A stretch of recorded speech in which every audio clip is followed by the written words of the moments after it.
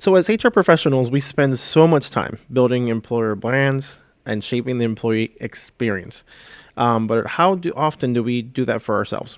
In this episode, we're going to explore the power of personal branding, how to approach your career with intention, and what questions to ask to make sure that organizations you're joining actually value HR. Because when you're aligned and appreciate it, you're not just surviving HR, you're thriving within it. Welcome to Beyond HR, the podcast for people first leaders who know that HR is about more than checklists and compliance. I'm Paige, your co-host, and we will explore the real challenges shaping today's workplaces. From burnout and belonging to strategy and storytelling, we're bringing you honest conversations, practical insights, and a fresh take on what it means to lead with heart in the world of work. Before we dive into our episode, a quick shout out to Manpower for generously providing the space where we record Beyond HR. And here's a quick word from our launch sponsor. If you're feeling stretched thin, juggling big changes, emotional labor, and communication breakdowns, you're not alone. Hi everyone, I'm Dan Kaplan, founder of Bring Disc to Life, an online community for aspiring leaders and HR professionals. We give you the strategies, tools, and encouragement to communicate in ways that increase your influence while lowering your stress. Using DISC, the 5 behaviors, and mindfulness, you'll learn to stay grounded, read minds, and frame your message to influence others. We have live workshops every month, group coaching to unpack tough situations, and tons of easy-to-use scripts, strategies, and resources that you can apply right away without adding more to your plate. So come refuel with a community that gets you and wants to help you speak your truth in a way that's heard. Join us at confidentcommunicator.com and click on community. That's confidentcommunicator.com. Lead yourself and others will follow. We're here with Elisa Garn, who is the modern people and culture strategist. She is the SVP of Talent Management and Sustainability with the Leukemia and Lymphoma Society.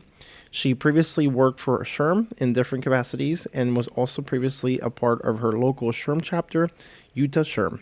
Welcome, Elisa. Thank you so much.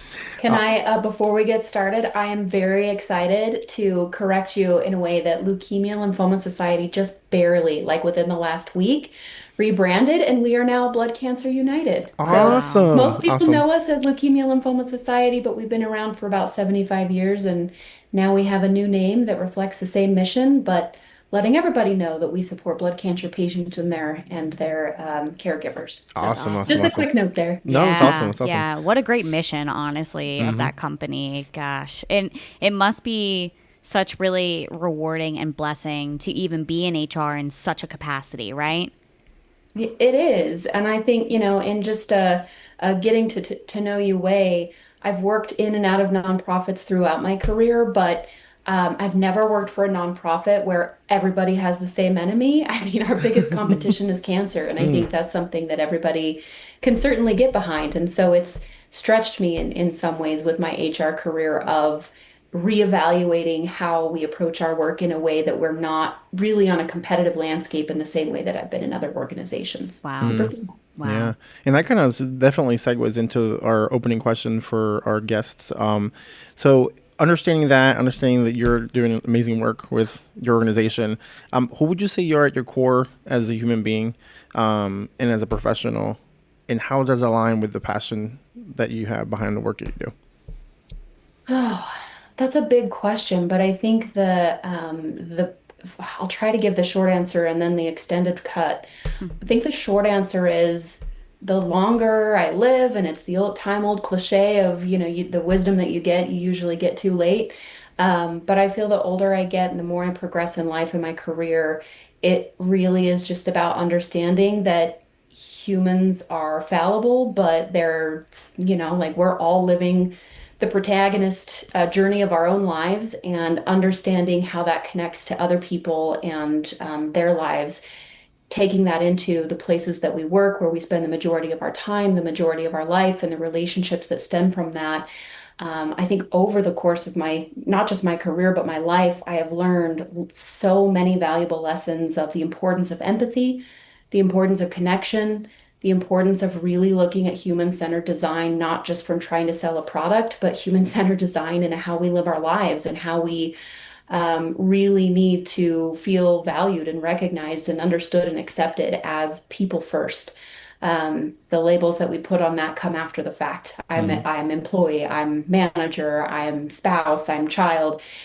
So really just trying to bring those two worlds together of what I've learned as far as like how to find peace within my life and how to bring that into my career and create those environments where people can feel that for themselves in order for them to do the best work that they have capable. So background wise, more of I consider it a traditional path in HR. Did not think I was going to do this for the rest of my, Yeah. for the rest of my life. Fell into it. I had a very early job at a call center type of environment where I was really, really good in the customer support team, elevated very quickly into more of a client type of a role and ended up managing a group of about 70 people at the age of 19 with no training, no knowledge of what I was doing. It was that you're good at your job, so we promote you. Now go make all of these other people good at their job. So that was my first very early inception into the world of HR of, not really knowing how to show up for people. I remember people would come in late. I didn't really know what to do with it. I didn't know how to fire someone. I didn't know how to coach anyone. But then from there, I left because it was miserable, and I found myself looking for a job in the newspaper back when that was still a thing. Okay. And I saw, I don't know, probably 15 words for an ad of an HR admin seasonal at a ski resort here. I live in Utah, and so there's several of them here.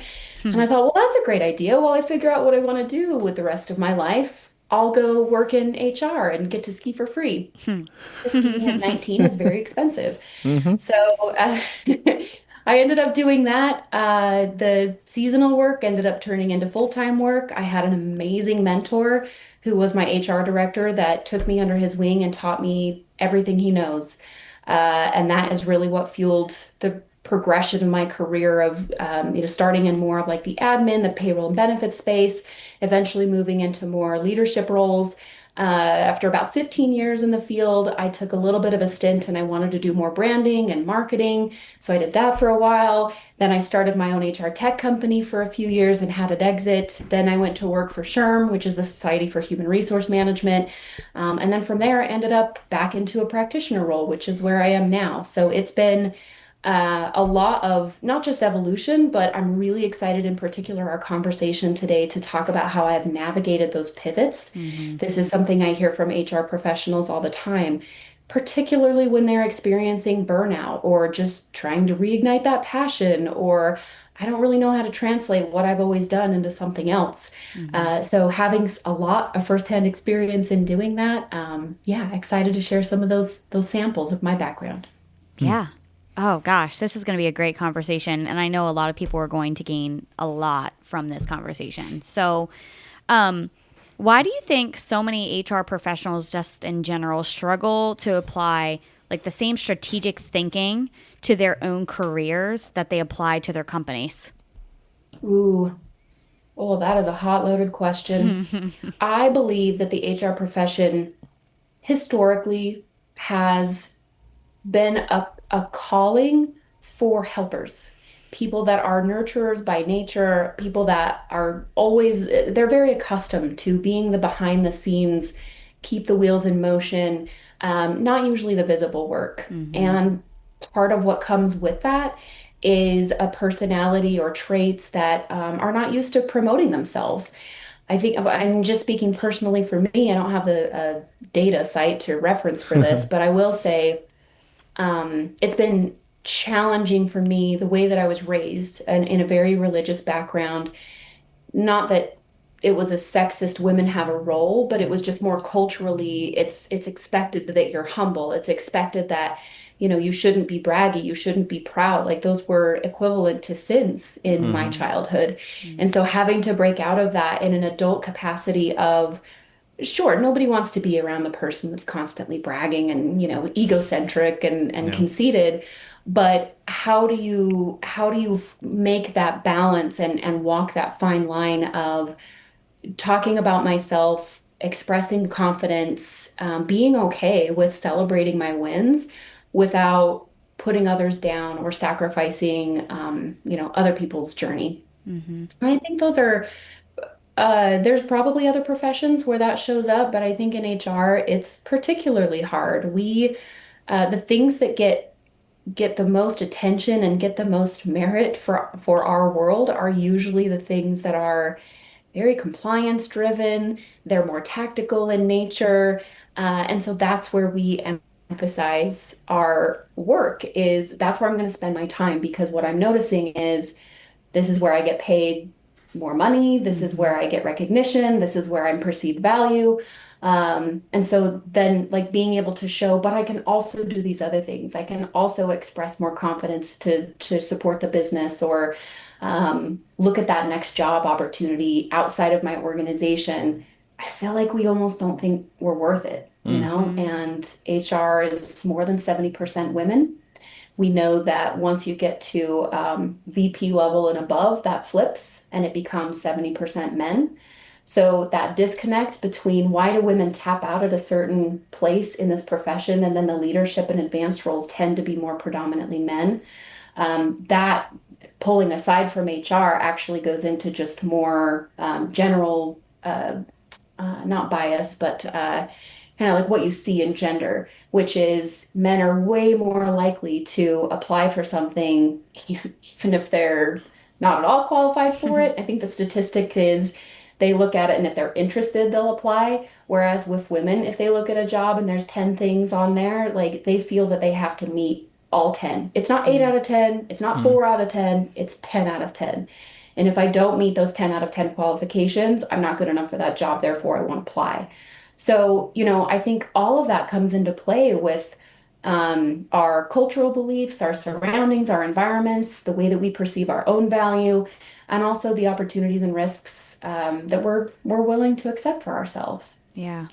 And then how do you think HR professionals can build their personal brand to your point to where they feel comfortable and engaged and pitching themselves out in a way that's not obviously arrogant or egocentric, so that they're allowing themselves some humble self promotion. That sounds like an Mm. oxymoron, but I get what you're saying, though. Humble brags, right? yeah, Yeah, yeah, humble yeah. brags. That's another one of those like life lessons that took me a while to figure out, but now just seems so obvious. A personal brand is just that. It is a personal brand. Mm. And what has worked for me does not necessarily copy and paste to someone else. I did recruiting. I worked for a recruiting agency, which is essentially sales for about 4 years. And within that time, that's really the place where I found my voice. I figured out my value. I understood more of what I'm good at and how to talk about and promote those things. But is that true for every HR professional? I don't think so. Hmm. My style of it was very experiential. It was very curious. I leveraged LinkedIn a lot very early in my career, which I now reap the benefits of over and over again. But I can't even tell you how many times, not just in HR, but I talked to colleagues inside and outside of my organization who will tell me things like, I wish I was better at LinkedIn. I know I need to post more. I just need to write things down. I need to be better about it.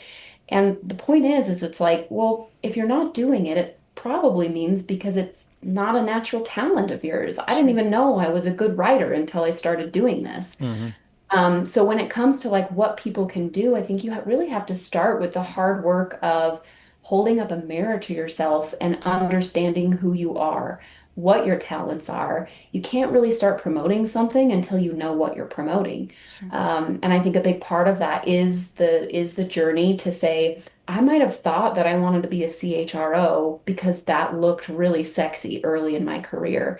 But as I've taken that journey and I've approached opportunities that got me really close, I don't know if that's actually what I want. I don't know if that's really the brand that is important for me to be understood for or, where I'm going to shine.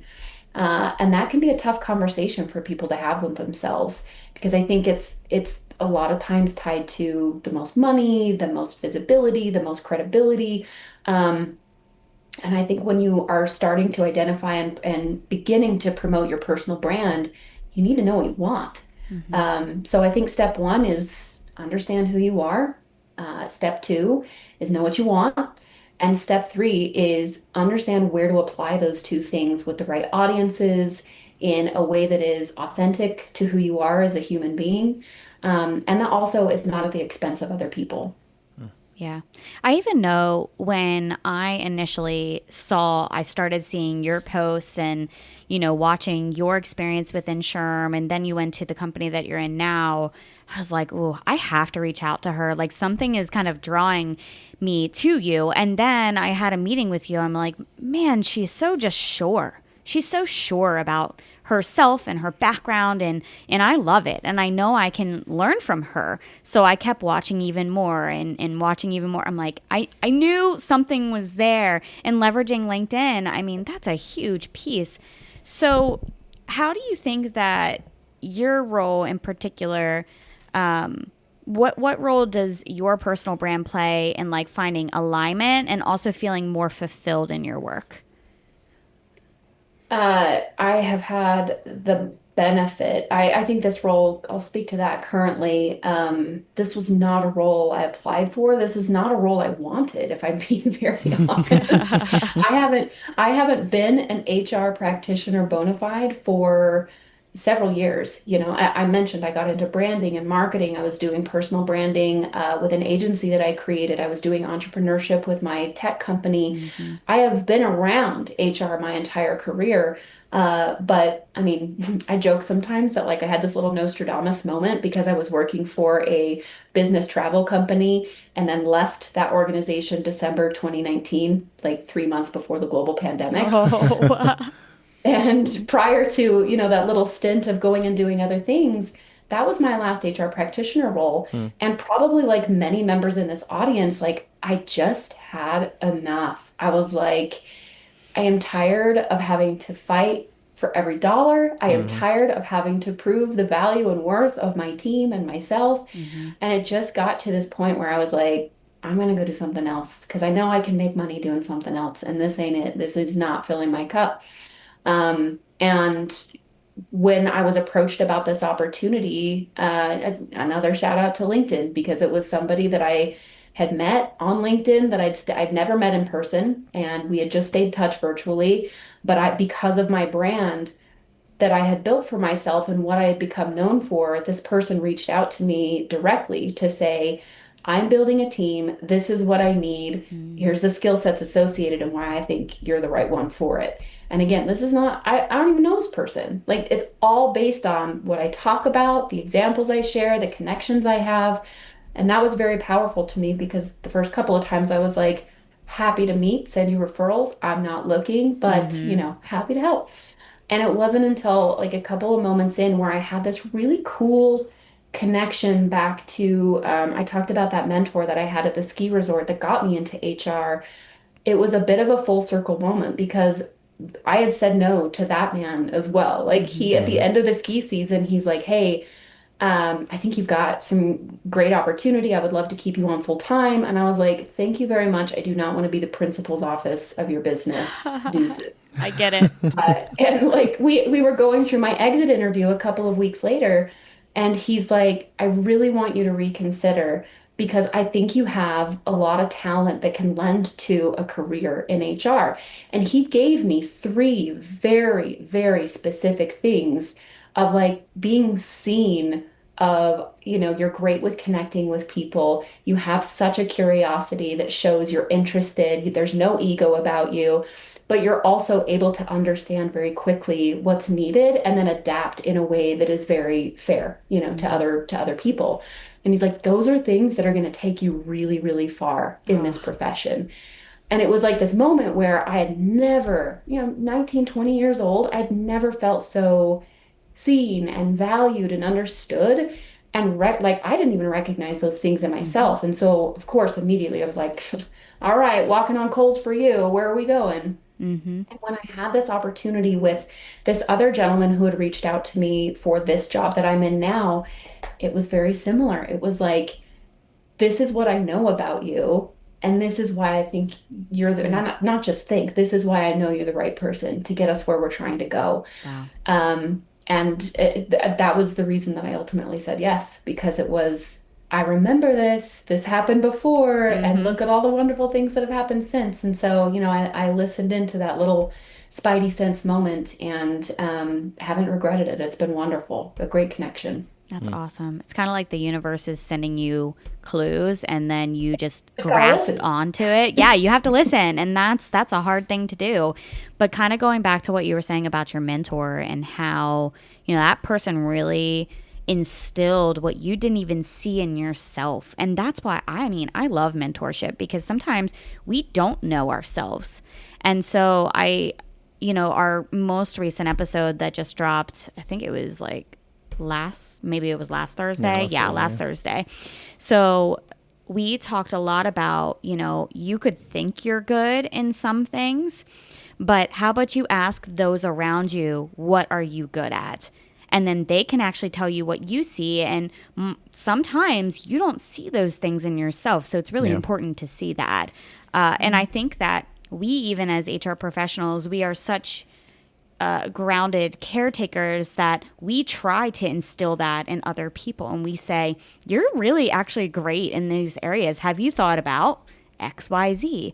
And, maybe that actually sees themselves out of the organization because it's not a good fit for them, or you could actually grow them within the organization, But man, it's so powerful what mentors and kind of like healers could be and can do. Yeah. Oh, I love that. What a great comment. Yep. Before we wrap up, we want to give a special thank you to two of our sponsors. First, we'd like to once again thank our launch sponsor, the Bring Disc to Life community at confidentcommunicator.com, for their generous support. We also want to thank one of our founding supporter sponsors, Chain Solutions. They have believed in the Beyond HR podcast since day one, and we are proud to have them alongside us. Chain Solutions has been a trusted name and background screening for just over 20 years. They are accredited, use secure mobile first technology, and offer incredible responsive support with an average response time of just 18 minutes. If you're in need of a background screening partner who gets it right, fast and secure, Chain Solutions is one to know. And just for our listeners, they are waiving their usual $250 setup fee. Just mention you heard about them on the Beyond HR podcast. Thanks again to Chain Solutions for being a part of our journey.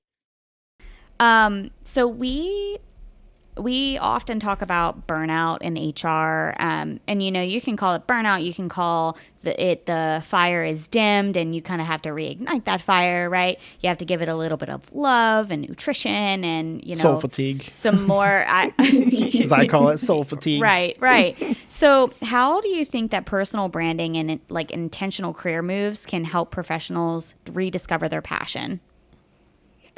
Well, again, just speaking from my own experience, which I recognize is not everyone's journey. I didn't get I didn't get a diagnosis of ADHD until I was well into my adult life, and I think that's pretty par for the course these days. And that's a totally different podcast as far as why and all of the other things that are associated. But when I knew more about why I approached things the way that I did, like why I didn't feel excited about certain things, the way that, like there would be these patterns. I was also in a relationship at the time where, my partner was kind of reinforcing that there was something wrong with me. Like, why don't you finish things? And why, like, where is this disconnect of you're always seeking? And I felt really poorly about myself because of that. And I think the career side of it came into play too, where it's like, why do I have this pattern where I get really, really excited about work for, a year or 2 years, and then it becomes boring or mundane, or I need to do something different, or I'm looking for something else. And again, for too many years, I felt like that was a deficiency that I had. And I think not necessarily like when, it wasn't a light bulb moment of when I got my diagnosis, but being on that neurodivergent scale, I think it just has given me more opportunity to look at it through a lens of I don't need to fix this, but how can I use this to my benefit? Sure. And those are where, more so in recent years, I think I've tried to lean into it in a way of, man, if I know that I'm going to be a powder keg for 2 years in a job, I'm going to use that time to maximize because I know it's when I'm going to have my highest energy, my highest engagement, and I'm going to be the most interested in the work. But I also know that when, like, I've figured out, right, for me, I recognize the early whispers of challenges are coming.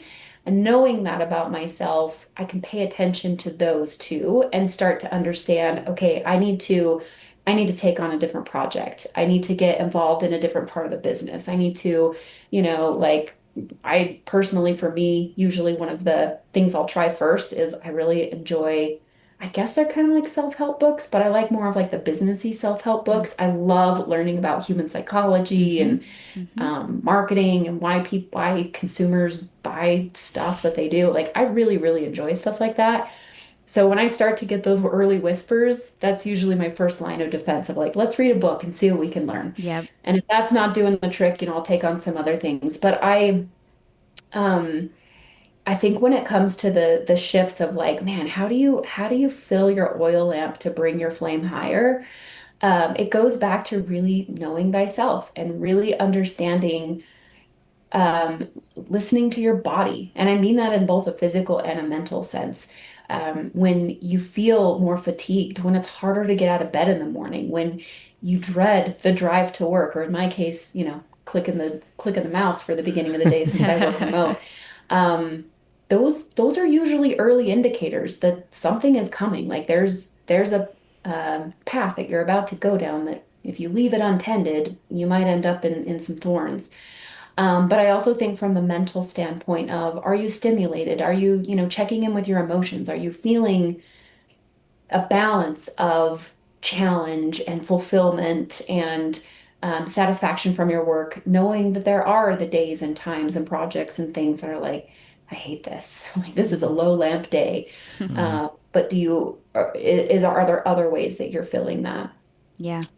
Yeah, so I don't really think there is a right answer to it, but I do think it goes back to just love yourself, know yourself, understand, Yeah. like look for those things in order to act. That's really great insight, honestly. And I swear you just literally explained me. That was so wild. I was just kind of listening. I'm like, does she know me? And granted, we only know Welcome each other. to our world. Yes. Divergence. My Yes. gosh. I never realized why I did the things that I did. And so I do a lot of what you do, and where I'm like, okay, I'm feeling a little bit bored. Let me get up into this. Or there's always things to learn. It's just I have to find them. And so listening to like different podcasts, spiritual podcasts, business podcasts, learning a little bit more about our business in particular and how I can help. Or like when I start to feel kind of stuck or like undervalued in particular, and no one in particular is making me feel that way. It's me.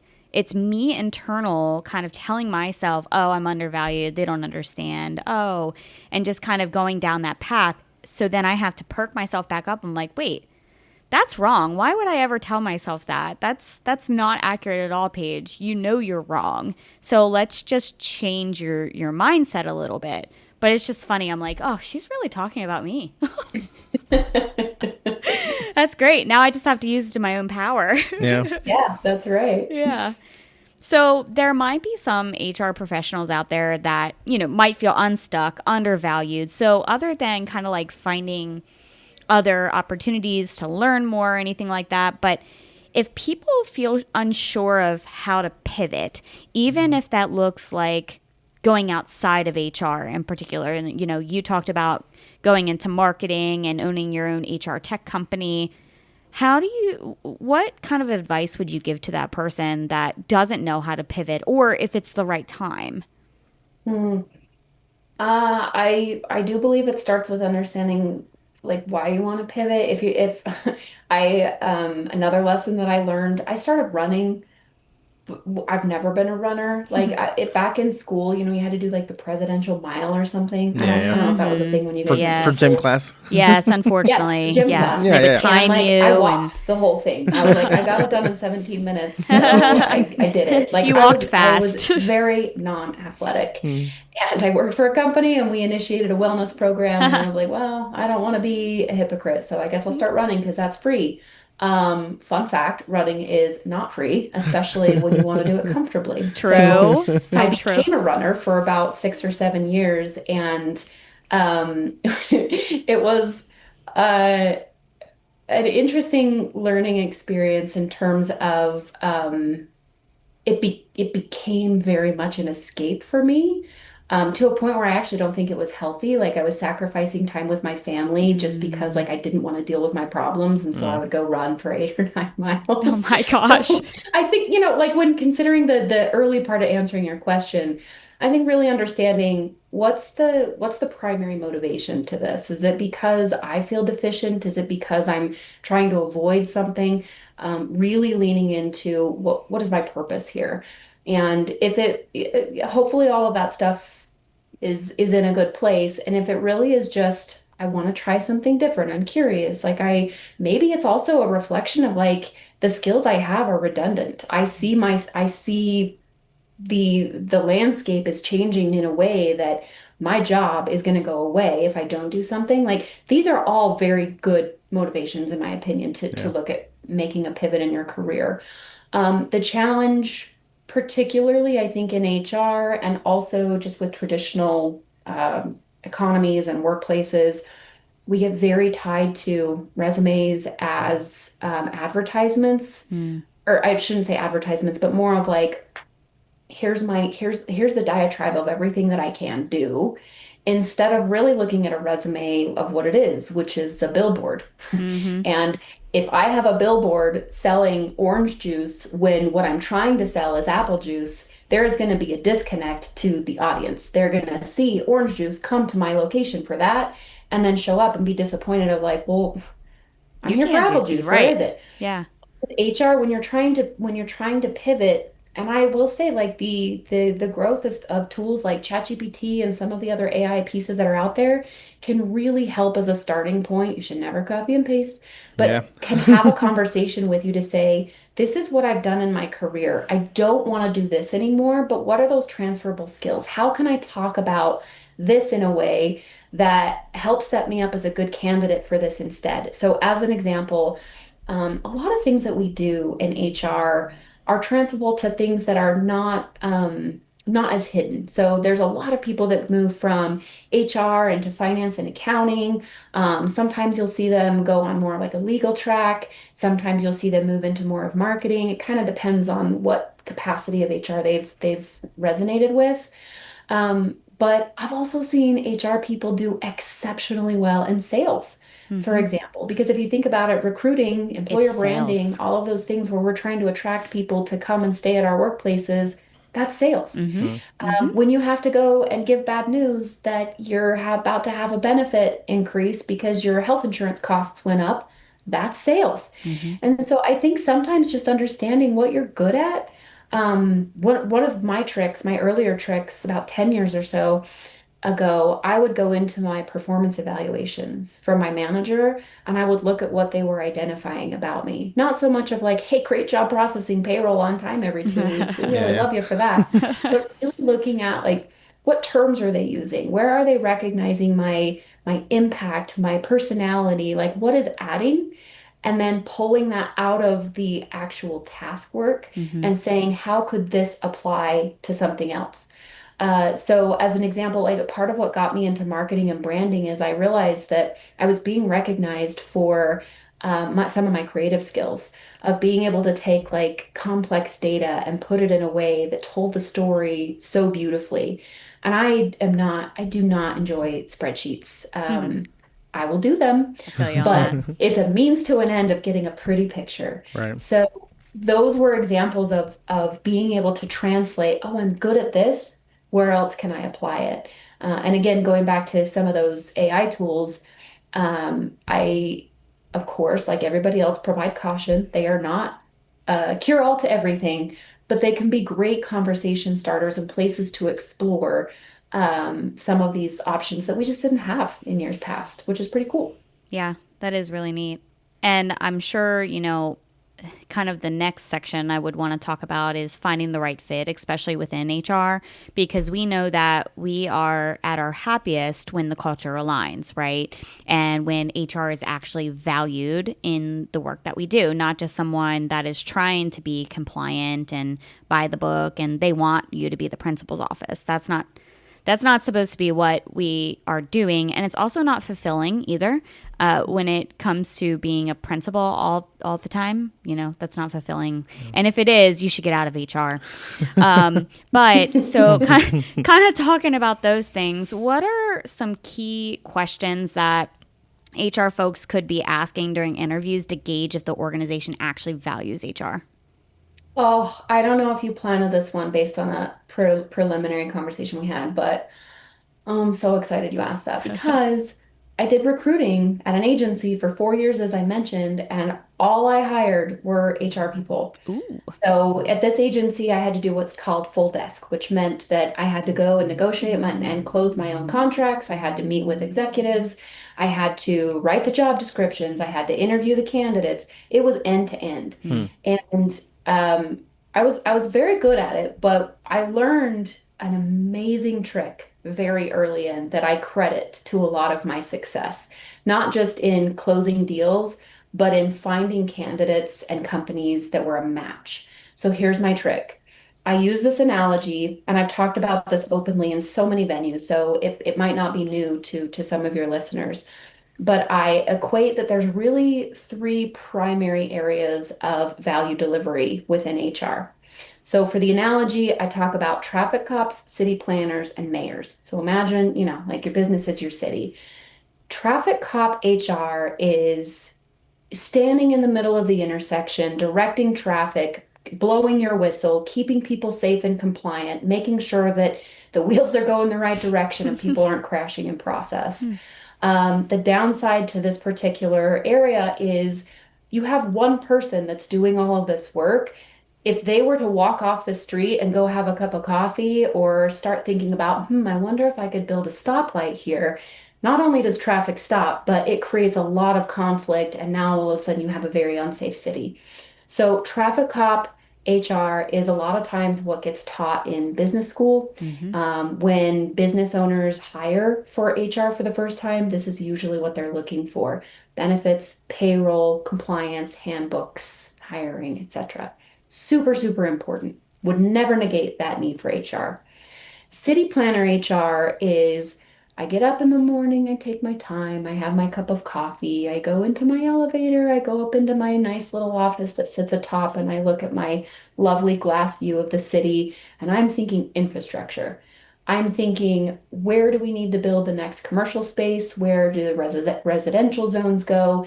This is more of like your organizational development design, your HR strategy, your really connecting with the key players within the city to understand those longer term decisions. This can also include things like merger, acquisition.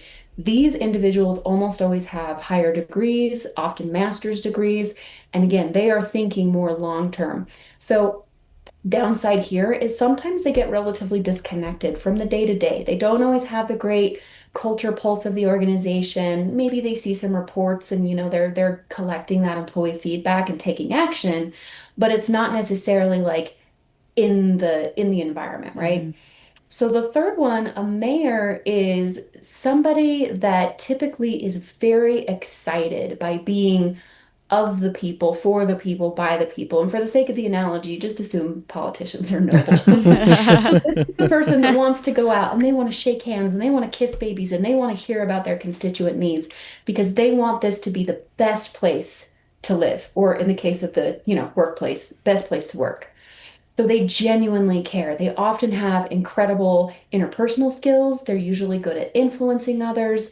They would never, ever, ever in a million years want to be a traffic cop because, like, having to do the same thing day after day and have to stand there in one place would drive them insane. So these are people that oftentimes are connected to things like employer brand, recruiting, something to do with like talent management in general. But they sometimes are very quick, like they're very impulsive, and they like to see impact very quickly. The cool thing about a mayor is they can know what's going on within the conditions, and they kind of like take the connection between a traffic cop and then take the elevator and go have a conversation with city planner that makes it very compelling. And they can oftentimes be that conduit between tactical and strategic. But they're not good in the details. And they will get very bored very easily and can sometimes get distracted with new and shiny opportunities. And sometimes it can be difficult for them to finish things. So here's what's cool about this analogy. You don't have to go into this much detail, but in interviews or when I would go in and I would talk to a potential client and say, okay, you need an HR director. Let's talk about really what that looks like. I've seen the job description. Thank you so much for that. When you think about your organization right now, where do you need HR to add the most value? Traffic cop, city planner, or mayor? And after sharing the analogy, by the way, number one answer, 100% of the time, all three. I need all three. I want all three. And I only want to hire one person to do it. We would usually have a very lovely follow-up conversation of how silly and ridiculous and unjust that was. But eventually, with enough prompting questions and, assurances that like I get you want the ideal state, but really, where are you today? That almost always gleaned a response of number one, how they valued HR, because you could tell a lot by that business leader of where they resonated with where they wanted HR to work. But it also was very telling in terms of what should I express to candidates to expect when they come in. Is there an opportunity to work into a city planner role, but today they need a traffic cop? This also had a lot of play in terms of negotiating salaries, because if they were saying they wanted a city planner and paying a city planner salary, it's going to attract a lot of city planners and a lot of mayors as well. And being able to weed that out in terms of expectations and connection between talents needed and what the actual job looked like was extremely helpful. So to put that into a more practical, I'm a candidate going into interview.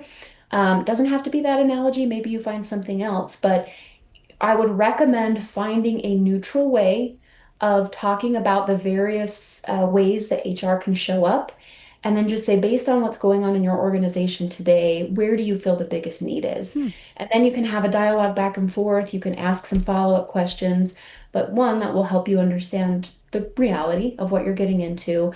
And two, maybe even self-select out. Like, I don't really want to do traffic cop HR. I could do it probably very well, but going back to that billboard, I'm selling apple juice. I'm promoting apple juice. That's what I got. So, yeah, I wish more candidates would do that. Yeah, I love And I that. also just want to give a caveat that I understand the market is tough, and sometimes you have to sell apple juice even though you want orange juice, because livelihoods, right? Like we got bills to pay, and Right. sometimes you have to take what you can get. But if you have the opportunity and the luxury of being selective, definitely like ask these kind of questions up front so you're not disappointed. Yeah. Oh, I love that. It's like, and I like how you gave the analogy, but also gave the practical type of way that people can do that. I know that's going to be super helpful. So we are kind of running at the end here. So Will, do you want to kind of close this off with the last question? Of course, of course. What is something that you would want the listener to take away? That one piece of information that if you forget anything else that we talked about, this is what I want you to walk away from. Or walk away with, not from. Yeah. Yeah, number one, you are valuable, you are worth it. Whether it's in HR or otherwise, I've tried to reinforce many times to know thyself. And I think that is really such a catalyst to life, to career, to connection, and to confidence. So know thyself and love thyself would be my one takeaway. And everything else I feel like just beautifully cascades from there. Now, as far as finding you and learning more about you and your organization and all the things that you're working on right now, how can listeners connect with you? Well, if I haven't plugged LinkedIn enough yet, that is my that is my primary platform. LinkedIn.com/in/Elisa Garn is my page. I do have a website that I probably should update, elisagarn.com, but LinkedIn is probably the best place to have a connection. I try really hard to keep up on my messages. So if somebody sends me something that doesn't look like spam, I will probably respond. Although my SLA right now is closer to 72 hours versus 24. So You were pretty quick at responding to me. I was really impressed, actually. oh, good. Thank you for that. But don't promise that to listeners because I am not promising that. I said quick. I didn't say true. how That's quick. true. Yes. So That's relative, really. Yes, it's so perspective and however you think is quick. Good luck. Yep. yes. Well, it was a pleasure meeting with you today. We really appreciate your time, and I know a lot of people are going to gain a lot out of this. For sure. Thank you so much. Thank you so much for having me. It was a great conversation. I appreciate you both. Yeah. Thank you. Thanks for tuning in to the Beyond HR podcast. We hope today's episode inspired you to reflect and grow in your own HR journey. Connect with us on LinkedIn, Facebook, Instagram, TikTok, and YouTube at Beyond HR Podcast. If you found value here, share it with your fellow HR professionals. Until next time, keep making an impact on yourself.